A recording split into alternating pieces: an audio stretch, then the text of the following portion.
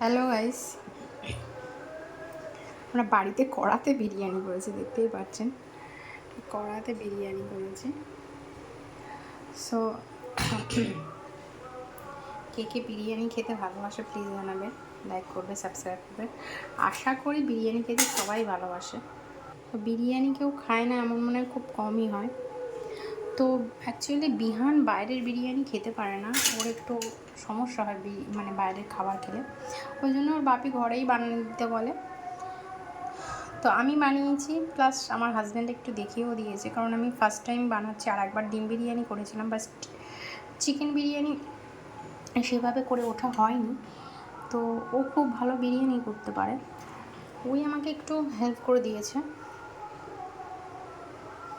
দেখতে আশা করি দেখতেই পাচ্ছেন যে দেখতে খুব সুন্দর হয়েছে, কালারটা হয়েছে খুব সুন্দর ছড়া ছড়া।